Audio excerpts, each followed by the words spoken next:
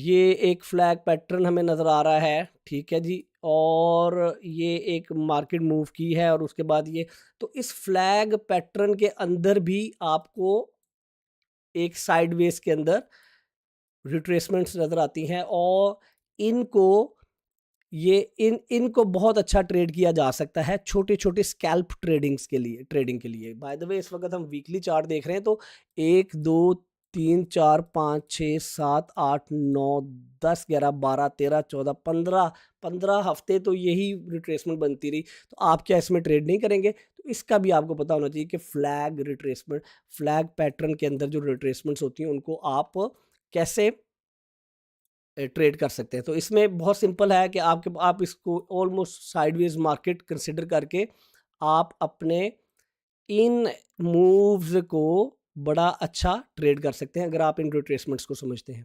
मैंने पैटर्न्स को अपने एडवांस लेवल ट्रेडिंग कोर्स में बहुत इन डेप्थ डिस्कस किया है।